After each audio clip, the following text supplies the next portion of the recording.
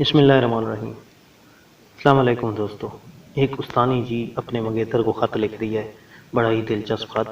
آپ کی نظر، مائی ڈیئر تاج الدین، سلام محبت۔ تمہارا املا کی غلطیوں سے بھرپور مراسلہ ملا، جسے تم بدقسمتی سے محبت نامہ کہتے ہو۔ کوئی مسرت نہیں ہوئی۔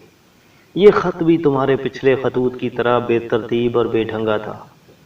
اگر خود صحیح نہیں لکھ سکتے تو کسی سے لکھوا لیا کرو۔ خط سے آدھی ملاقات ہوتی ہے، اور تم سے یہ آدھی ملاقات بھی اس قدر دردناک ہوتی ہے کہ بس۔ اور ہاں، یہ جو تم نے میری شان میں قصیدہ لکھا ہے، یہ دراصل قصیدہ نہیں، ایک فلمی گانا ہے۔ اور تمہارے شاید علم میں نہیں کہ فلم میں یہ گانا ہیرو اپنی ماں کے لیے گاتا ہے۔ اور سنو، پان کم کھایا کرو۔ خط میں جگہ جگہ پان کے دھبے صاف نظر آتے ہیں۔ اگر پان نہیں چھوڑ سکتے تو کم از کم خط لکھتے وقت تو ہاتھ دھو کر بیٹھا کرو۔ اور یہ جو تم نے ملاقات کی خواہش کا اظہار انتہائی احمقانہ انداز میں کیا ہے، یوں لگتا ہے جیسے کوئی یتیم بچہ اپنی ظالم سوتیلی ماں سے ٹافی کی فرمائش کر رہا، اس یقین کے ساتھ کہ وہ اسے نہیں دے گی۔ ایک بات تم سے اور کہنی تھی کہ کم از کم اپنا نام تو صحیح لکھا کرو۔ یہ تاجو کیا ہوتا ہے؟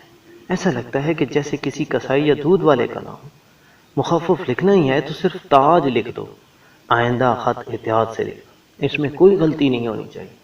آخر میں تم نے جو شعر لکھا ہے وہ تو اب رکشہ والوں نے لکھنا بھی چھوڑ دیا ہے۔ او مائی گاڈ، مجھے ڈر ہے کہ تم سے عشق کا یہ سلسلہ کہیں میری اردو نہ خراب کر دے۔ بس یہی کہنا تھا، فقط تمہاری بانو۔